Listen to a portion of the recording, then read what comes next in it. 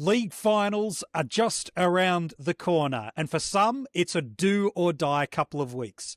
For those going after a ranking game, it's either deep in the hunt or they just don't care. It is in that interesting kind of pivot junction of the season where you're all chips in or you're just ready to eat them. Whatever it is, we are here to help you this week on this week's strategy session here at the Coaches Panel.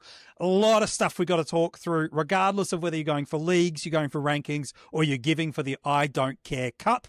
Regardless, we got you covered this week here at the Coaches Panel.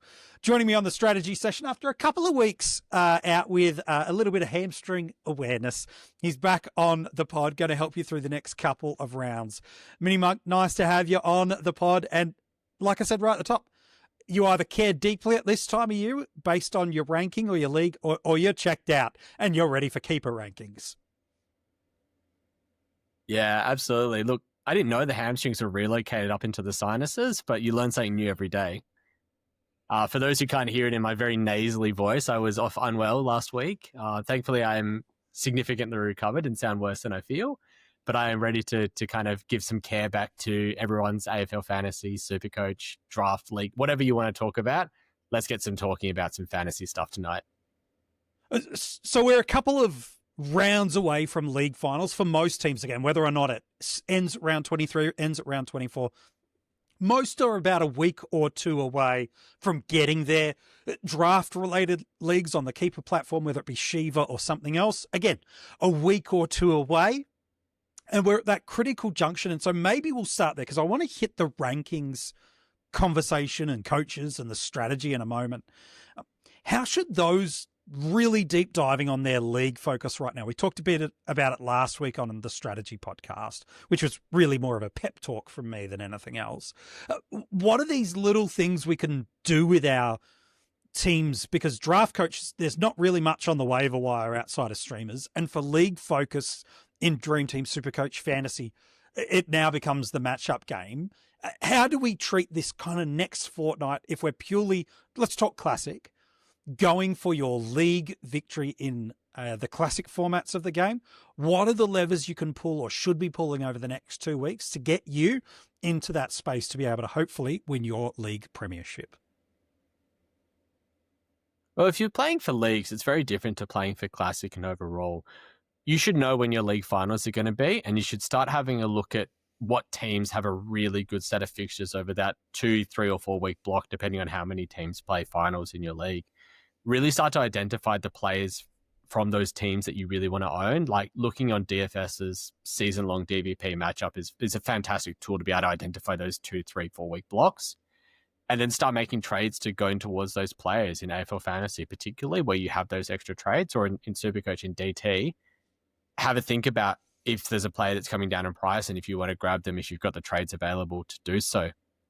The other thing you can look at is the other teams that are around you in your league. You know, if you're in first place, you know, in the first round of finals, you're probably going to be playing the team that's in fourth place.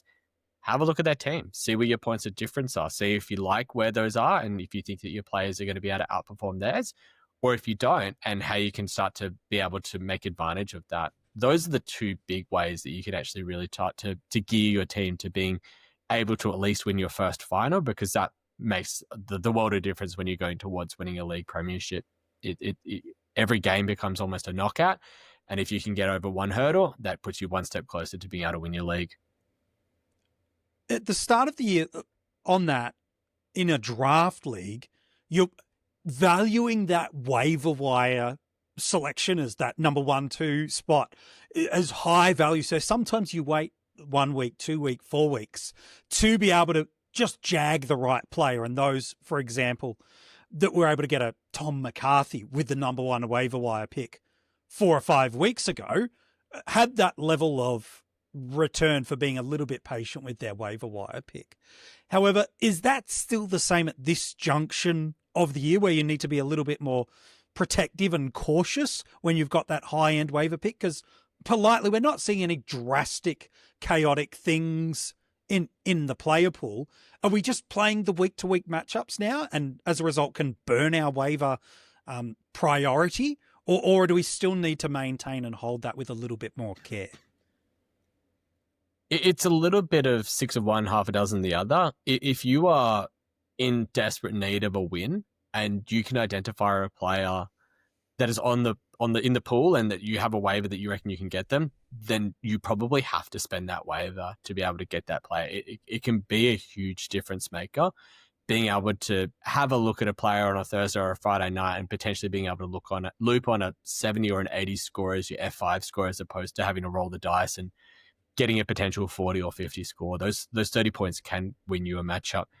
But if you're at the top of your league, you might have enough wins. You might just say, look, I want to save my waiver priority for when there might be a genuine gun that comes through. Like, heaven forbid a ruckman for one of the teams gets injured mid-game. If you've got the number one waiver priority, you can pinch that ruckman, you can pinch the ruck pool, you can have another look at it. Like, it gives you a lot more ability to be able to force other teams in your league to have to make a decision. So it's always about, if you're at the top, you've got the ability to be able to wait and make decisions, and the lower down you are, the more you have to act and the more you have to be able to respond and make aggressive decisions in order to be able to perform, to have your team perform as best as they can coming into finals and just racking up the wins that you can get. Yeah. Let's jump back to the more rankings game. Again, I wanted to very quickly have a narrow focus conversation around leagues because there are some other things that have come through the podcast. Again, some people are listening to this for rankings, some are in leagues, and it's much more distilled your focus at this junction of the year, whereas at the first sort of 10, 12, 15 weeks of the year, like, bit of each way and it's fine. Whereas now the final 5, 6, 7 rounds of the year, you know where you're at in a rankings game. You're not going to make 3, 4, 5,000 ranking surges over the next couple of rounds. It's going to be incremental small movements here on in, whereas at the back of the year or the front of the year, in contrast to the back, you've got that move. So if I come to a league kind of to the side and we just talk purely about rankings, I want to make a statement. I'm not saying whether I agree or disagree. I just want to put a statement out there and I want to get your thoughts on that statement. And the statement is, it is harder to have a competitive rank now than it was 3 years ago, let alone 10 years ago. And I'll define a competitive rank. I will put it inside the top 2,000 in AFL Fantasy, and I'll say top 3,000 in SuperCoach. Again, just playing the percentages of how many people are in each of those competitions. So I'll bleed it out. It's harder than ever before to do it, with one caveat, and not make too many mistakes over the last few months. Every mistake that you make now compounds so much harder, especially as we've seen a lot in a few buy rounds. There's been a lot of pitfalls and there's been a lot of just mined gold. I mean, if you look at players like Callum Mills and Colby McKercher, even Bergman before this week, have been absolute rolled gold for coaches that have been able to jump onto them.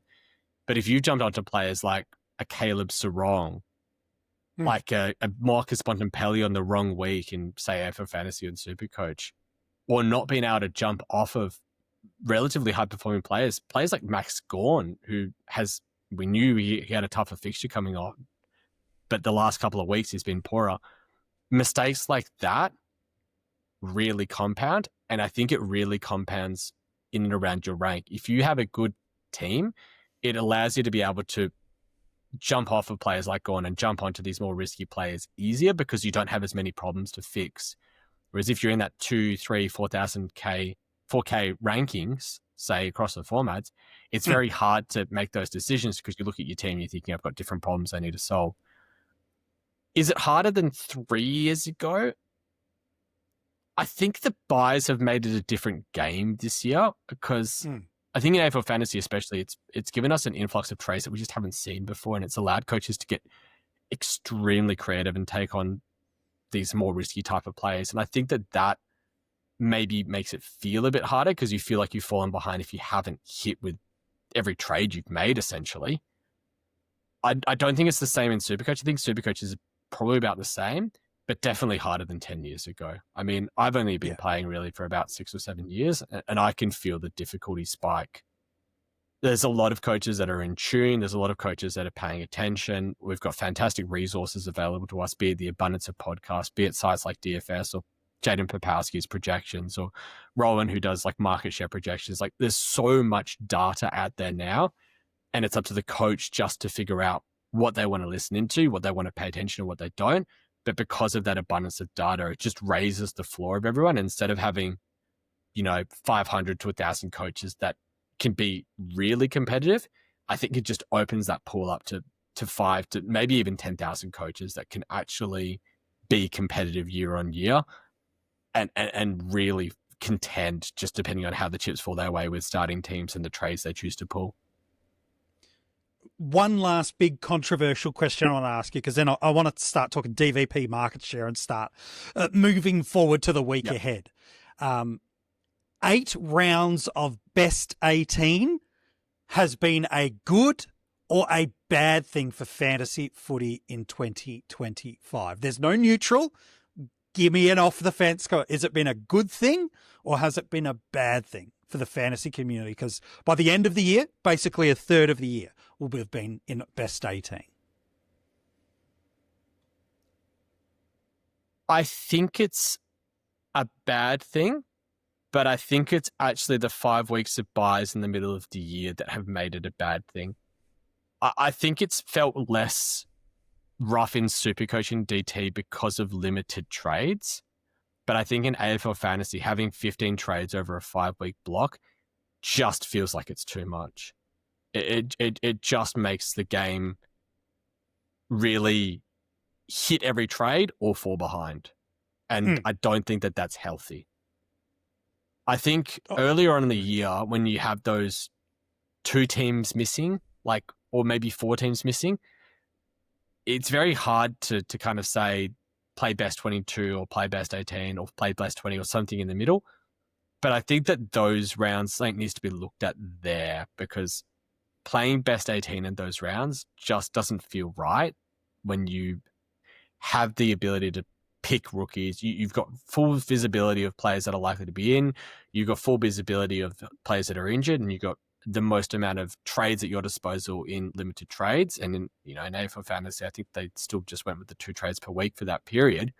Yep. But maybe open up to best 22, 3 trades in AFL Fantasy or something like that. But having over a third of the season be best 18 and with the number of trades that are available, I just think it makes the game a little bit too feast or famine.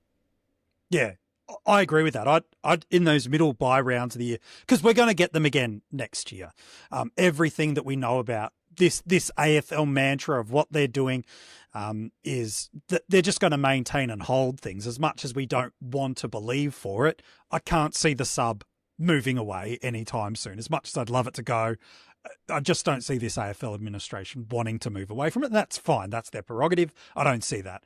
They love opening round, and as a result, the early season buys will be there. And from a TV fixturing perspective and the dollars that it's bringing in, they're going to spread the season out with the additional round. I would go one of 2 approaches. I would either, in AFL Fantasy, give us only 2 trades a week in the middle portion of the year and keep it as best 18, or give us the 3 trades a week and go creatively work your way through it. I'd certainly much rather that. But again, I like challenges in that regards rather than the distilled down of that element. And I think you're right. It's kind of the compound of it all. Oh, just a minor rant, but we always talk about fixture inequality. The fact that the AFL is so insistent of an opening round when they're already trying to solve fixture inequality is an absolute joke. And that's just a mini rant from me. I hate it. I just absolutely hate it. I like rant. It makes an already unequal fixture even more unequal. And tell me the you fact go for that a team that's not Victorian. That is ridiculous. Tell me you go for a non-Victorian team. Or in the expansion states. Yeah, jeez. All right, let's get it back on fantasy footy. Hey, it might be something we do over the next couple of weeks. I know there's some great resources. DFS Australia's probably become just an absolute must for coaches in the community. Things like taking market share and giving us a great understanding, and then just the ability to put kind of incidental perspective or these gut thoughts that we've got into hard and fast data to now we can see matchup trends, market share trends. We could start to see the tagging impact by actual percentage. So what I want to do is go game by game and go, tell me one player that would sit in a popular fantasy scope that you would go, I would like to own them from this team in this matchup, and then one that I probably wouldn't want to have just purely based on the matchups. Okay, let's go to Thursday night footy. It's Brisbane and Carlton. Who's a player that you would love to have in that game in your fantasy side, and who is a player that you would love not to have in your fantasy side? Who you got? And again, it could be SuperCoach, it could be AFL Fantasy. I'm not too fussed. I think the player that I would really like to own is probably Josh Dunkley. Interesting. I think he's turning the corner. And Carlton are a team that have a lot of big bodies around the ball. Just feels like it's the type of game that suits him where he can get a lot of tackles and be really involved in that manner. And I'll steal your thunder. The player that a lot of people do own that I would actually kind of be a bit concerned about owning is an Adam Chera. I agree. He's been really good this year, and he was still pretty good this week. Yep. But I just don't think he's a top 8 midfielder in any format. And if you can get away from him when the crowd is still on him, it's not a bad time to jump off. I mean, the fixture to end the year is pretty middling. But if you can get onto someone that has a fantastic run home, that's a bit of a point of difference. That could be a way to get there. I like that call. I agree with that. Collingwood or Gold Coast. I feel like there's a pretty laid out Mazaire one you definitely want to have in this game. Are we going for the low-hanging fruit? Take it. It's yours. Go on. Yep. Take Nick it. Lakos. Yeah, absolutely. Nick Gosh, if you don't have him, Gold Coast are one of the easiest VC matchups. Easiest VC of the week. It's a nervous week if you don't own Dacos. Oh my gosh. Oh, yep. Oh, yeah, no, it's absolute lockdown there. But what about the guy that you would least like to own? I feel like there's a couple that could be more intriguing. You've got his brother Josh, you've got Noah Anderson. I know some are relatively bullish on a Sam Flanders, who seems to have, at least scoring-wise, maybe not role-wise, turned the corner over the last few weeks. Who's the guy? There's an easy answer here. Go on. There's such an easy answer here. It's Darcy Cameron. Yeah, no, you don't want Darcy at all. You don't want Witz Darcy is Cameron. a killer. Like it's the easiest answer. Easy game. Witz Easy is a game. killer. Bring on the next one. He's like, next. I'm in for this one. All right, Adelaide and the Bulldogs. I'll be there, by the way. Come and say hi. Adelaide and the Bulldogs. Who's the player you want to have? Who's the player you don't want to have? Is it controversial to say that I don't want to have Isaac Rankin? No. I don't think it's controversial. I thought you were going to say Sam Darcy, because key forwards against Adelaide is not a good thing. Than Rankin. Okay, yeah, no, it's true. He's very heavy forward at the moment now. I see why you're going for that shout. Yeah. It's not a great matchup for a lot of our players, is it? Like, not... It's not great for Bont. It's not good for Dawson. It's not good for Darcy. It's really not good for anybody. English, it's not good for. Oh my gosh, what a terrible game. The player that would be an interesting one to own would actually be Rory Laird, I think. Sneaky, consistent year. Dogs do give up a lot of points to these halfback types. I believe it's under the lid. Yep, Marvel. He could just... I could see the world where Adelaide just go into a bit more of a controlling game style after having a bit of a shock against Melbourne, and he could be on 60 halfway through the second quarter. I think he would be the very interesting one.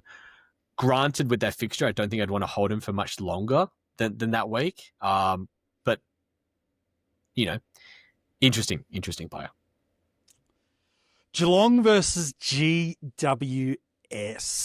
Who would you want shares in on this game, and who would you rather be out on the stocks of? Oh, man. Geelong versus GWS. It's such a tricky one with these two teams because they both have a very restrictive game style associated with them. Yeah. But I think the player that I would want to have shares in is the player that's just been so consistent for the last 10 weeks, and that's Max Holmes. Yeah. So true. Guy is a genuinely good footballer to watch, and I think a lot were disappointed this week in SuperCoach. He got on the rough end a lot of scaling. He was a bit of a butcher early, but in AFL Fantasy, he put up a good score with no Bailey Smith. And even with Baz there, he tends to score pretty well as well. The player that's been pretty popular as a trade in across a couple of formats, but that I wouldn't want to own for this game is actually Brian Myers. Yeah, it's not a good week for him, is it? After this, it's fine, but it's not good this week. It's not a good week. Yeah, exactly. And that's a shame. But, when you go after these more risky type forward picks, you run that risk. And he does play a bit of an earlier game. So if you can get creative and potentially get a look at him with an E, that might be a play. Yeah, it's a good shout. Do you think Bedford's running with Smith or with Holmes? Just as a side note. That's a really good question. I think go with either. I think he actually goes with Smith because I think that Holmes can just run him off the park. Yep, it's a good shout. I'm not looking forward to this next game. Just got to be honest. This is not going to be pretty footy. If you had a friend coming from America this week and you're like, "Hey, friend, what are you doing Saturday night? Let me introduce you to our national game." This is not the one of the two Saturday night games you got to take him to. But that said, oh my gosh, there could be some big fantasy numbers getting put up in this game. Of the Tigers and the Dons, who do you want stocks on and who are you stocks out in? How many players can I have stocks on? Is it just the one? Because there's about 5 that I would want to have stocks on in this game. It's a fair few, mate. I mean, you could throw an argument for any of Merritt, Martin, even, if Jai Caldwell pulls up okay, Nankervis, Taranto. I mean, even a Sam Banks is someone you could have stocks on as well as a genuine point of difference play. Peter Wright as a punt, as a forward ruck. Like, genuinely, but if I'm picking one, it has to be Nick Martin, man. Oh, yeah. Genuine 150 territory here in AFL Fantasy and SuperCoach. Genuinely could just run all over and just do whatever he wants the entire game. And that is scary if you don't own him in any formats.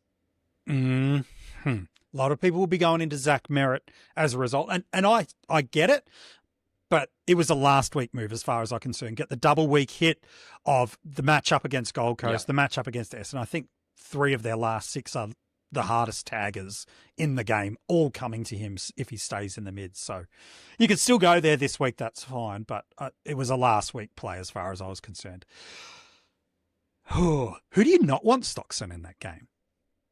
There's not a whole heap of options. It's a really... No, I think most of the fantasy relevant options in that game pretty good. Have a relatively friendly matchup. I agree. Yeah. I honestly, this would be the game if you're looking for streamers.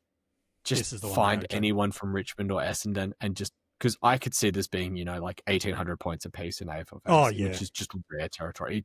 It's going to be just the most uncontested, chip, boring football to watch. Watch the other game on Saturday night, I swear. Just watch the other game. It'll be better, I promise. All right, Freo and the Dockers then. Freo Dockers and the Hawks. Who do you want stocks in? Who do you want stocks off? I want stocks still in Luke Jackson. Oh, I like it. Just getting it done every week. Still just backing it up week to week and genuinely doing it. And it's really rare territory where we're going after so many of these, not forwards going into midfields, but forwards that are actually playing as forwards, like Myers, like Sam Darcy, like Luke Jackson, and generally having them all actually be quite good scorers. Granted, they're all having to save their scores with goals, but that's what you expect from forwards. They kick goals in order to build their scores. but they're all managing to get it done because they're playing in, one, relatively good teams, and two, a relatively good role despite being a forward in that team. And I think that might be a shift that we're starting to see, because we say it every year, the forward pool is going to be lost. We look at players like Matthew Kennedy, we look at players like Jack McRae, like even Isaac Rankin is a genuine chance of losing forward status next year. Sure. But, Chad Warner might not keep it. Tristan Pachaka might not keep it. Bailey Smith definitely won't keep it. Nick Martin probably won't keep it either. We might have to go back to the well with these sorts of players again, and that will be super interesting. I'm if there's one thing I'm looking forward to 2026, I think it's genuinely that. Yeah, but yes, shout. Luke. Going back to the point, Luke Jackson is one that I would actually still want pieces of. And you don't? Is there someone you're pretty keen to not want stocks on? And I don't. Is it so wrong? Is that too harsh? I think he has. I think he bounces back. We can't. I genuinely think he bounces back. Yeah, it was a very hard tag for him, and all credit to James Jordan. He did a fantastic job of going out on him and getting him down. Maybe Dylan Moore, honestly. I don't know. Maybe it's a bit of a cop-out answer, but he just doesn't have the role that we want him to have. No. Well, Hawks aren't as dominant with that slingshot ball movement as they have been. At least contrast it to last year anyway. So that makes sense. Let's go to Sunday. You probably don't want either ruck. Is that just too simple and easy to take the Melbourne and North Melbourne game? Is it just, I want no stocks on any of these rucks? Is that the easy pathway? Or is there someone else that you'd rather not have some shares in? Yeah, it probably is just that simple. You just don't want shares in either of those ruckmen. Don't put your captaincy on a ruckman this week. I think it's that simple. I think a lot of them have bad matchups. Unless you've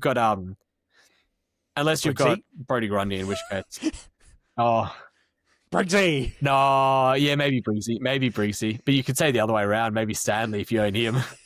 That's true. That's where you put him. All right. Who of the Melbourne and North Melbourne matchup do you actually want to own? I think there's one that feels clean to me, but he wasn't great in the back half of the game on Sunday night. Oh, you're going that way. I'm saying that's a good matchup. Clayton Oliver, Christian Petrarca? No. CP5 would be the one I'd want some stocks in. Who are you going? Okay, interesting. Can I be controversial and go the forwards again and hit us up with a Cozzy Pickett? Yes, love it. Coming off another 5-goal game, come on. How many weeks does he have to do it in a row before people actually pay attention to how good of a fantasy prospect he's actually been this year? He's been outstanding this year. The guy is genuinely a great player to watch, and he's just so much fun. And if we look at his scores over the last, I think it's 5 weeks. Mm-hmm. Okay, let's go since round 9. It's 107, 101, 126, a 42, which is a bit stinky, and a 64, which is also a bit stinky, but a 97, 101, 95. That's AFL Fantasy. That's AFL Fantasy scoring, and he's got a very soft matchup this week. Yeah. The other one you could say is Colby McKercher. Genuinely, good shout. Killing everyone and everything at the moment. But still killing it. He's as a butcher does. Hey, don't you start. Someone's a little loose at the end of the year. St Kilda and the Swans. Who do you want stocks in? And I've got a slightly controversial take, maybe, of someone I don't want stocks in this week. But who do you want stocks in this game?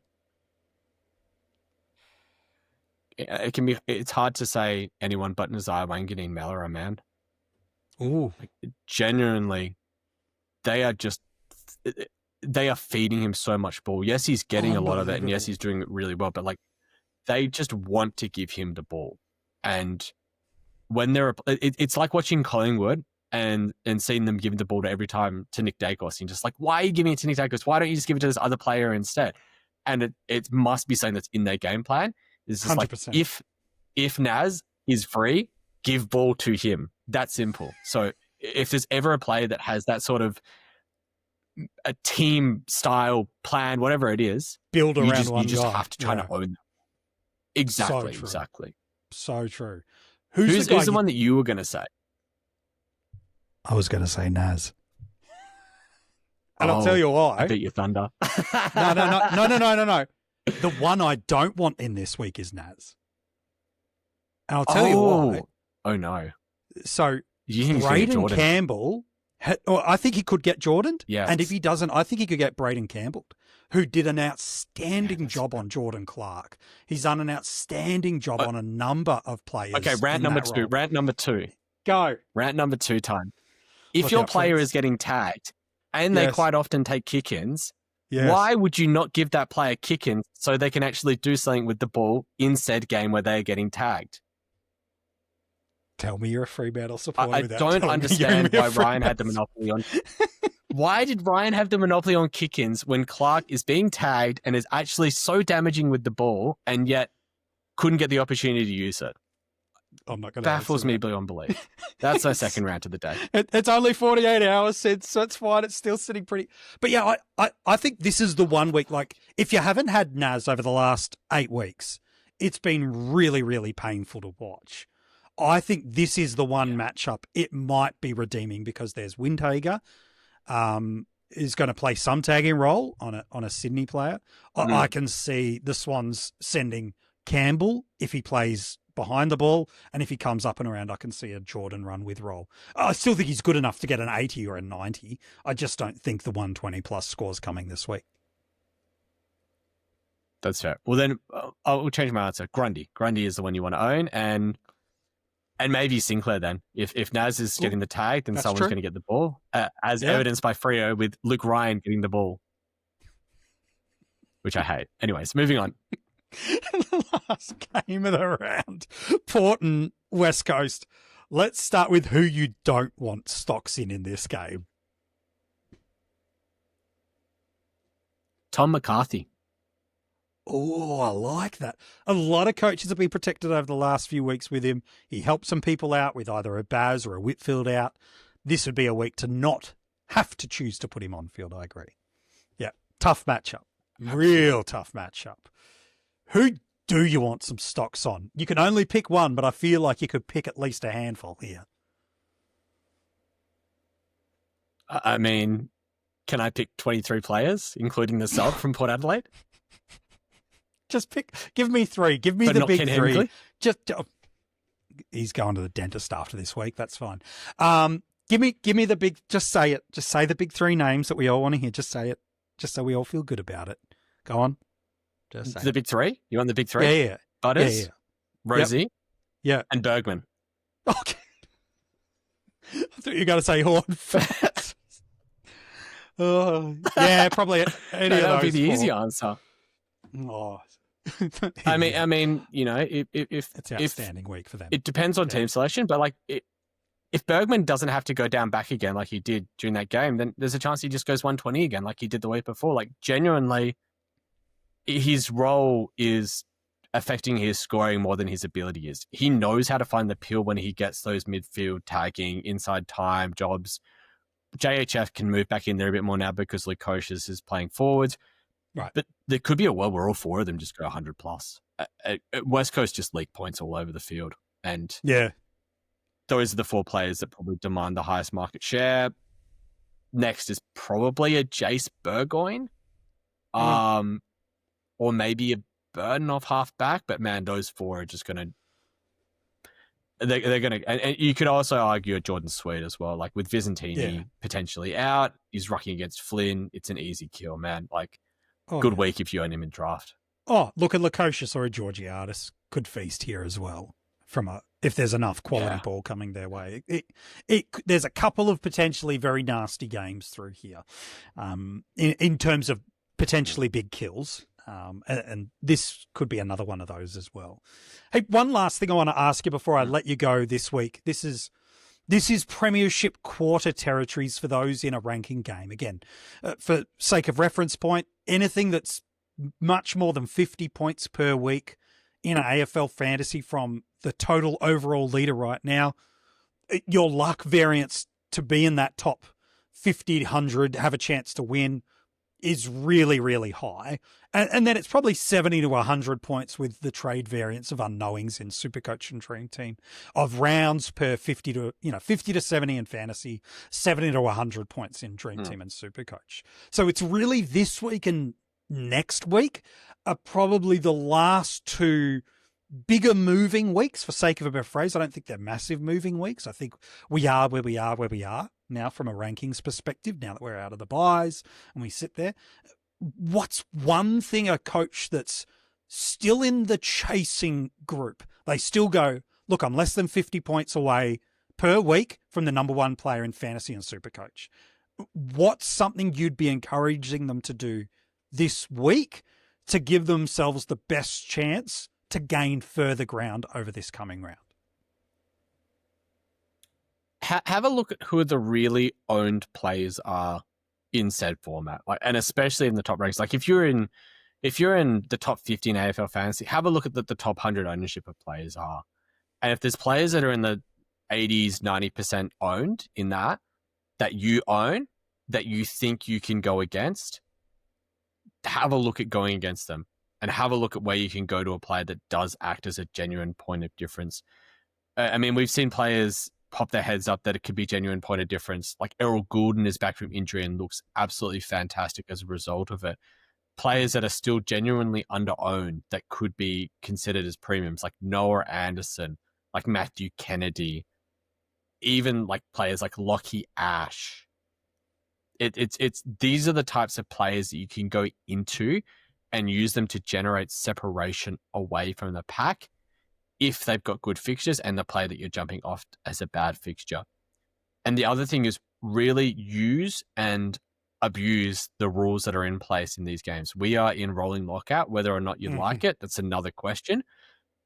But if you have a player that is coming into a tough matchup on a Thursday night or a Friday night, or hell, if you just have a player that's coming into a Thursday or Friday night game and you've got a player that can cover, put them on the bench, put the E on them, put a player on field that's a red dot, and if they have a poor game or they get subbed out or they get injured or whatever it is, you are protected from that score and you have the ability to use that as a point of difference towards every other coach that isn't protected from that score. We saw a lot of coaches do that this week with the Sam Darcy on the Thursday night, put him on the bench, and they were thinking at halftime, I'm a genius. He's on 20 points. I'm going to be absolutely away to the races. And then he kicks 4 goals in the last quarter and just gets to an 88 in AFL Fantasy and a 70 in SuperCoach. But these are the sorts of differences that can make and break your season. Like it's 20 points here. It's 10 points there. It's 5 points here. Those small incremental gains now is about the most that you can eke out of your team. And if you can manage to get that little edge over the coach that is, 10 points ahead of you, then all of a sudden you've jumped an extra position or an extra 2 positions. And if you're in those top 100 ranks, that genuinely makes a huge difference to what your end of season is. And it can genuinely make a difference to being whether you finish in the top 10 or, potentially win the whole thing. Yeah, so true. Hey, terrific advice, mate. I know for some coaches at this time of the year, we said it right at the top of the pod, there are those that are just narrowed in on a league matchup and don't care about any other variable. There are those that are in the throes of actually a chance to win or get a personal best rank. They're locked in. And then there's a portion of the community that are like, I'm just playing for the hits and giggles now. I'm just trading with the wind. I'm just rolling my C's VCs. I've got 1 trade left in SuperCoach. I've got nothing else. And that's okay. So it is a weird junction in the year for the community. We fully acknowledge that, but super grateful that people would take the time to watch and to listen and tune into this episode of MiniMonk. As always, mate, a pleasure having you back on the pod. I'm looking forward to chatting with you again next week as we take one step closer to wrapping up your fantasy footy season. Good to be back. Good to chat. And yeah, another step closer. And I wish you all the best in your pursuit to rankings for the last 7 weeks of the season we've got left. Yeah, not too far left to go. If you want to go and check out any of our Trade Target episodes that have dropped this week, the AFL Fantasy one is definitely out. The SuperCoach one lands on a Wednesday. If you haven't watched either of those, make sure you go and check them out. They're available on our YouTube channel. If you've not watched us at all this year, we are over there dropping content every single day that there is no AFL during the 2025 AFL season. Make sure you subscribe, get those notifications on. This episode is always available as an audio podcast too, so make sure you subscribe. Give it a 5-star rating. We so greatly appreciate your support. And then inside the description of this episode is where you can get in touch with us across social media, get yourself some Coaches Panel merch, and also join our Patreon. It's one of the small ways that you can not only throw your support and show your support to the Coaches Panel by jumping in at one of the tiers, but also get yourself some additional year-round content, let alone what you get during the season proper. Make sure you jump in there, check it out. We so greatly appreciate the hundreds and hundreds and hundreds of Patreons. You're absolute superstars. Hey friends, good luck this week as you head into the round. I hope you nail whatever trades you plan to make, that your VC kills it early in the week, and that dreaded Sunday C dilemma is not something you have to process. But until we chat to you again in another day, 2 or 3, we can't wait to be chatting fantasy footy with you once again for your 2025 fantasy season.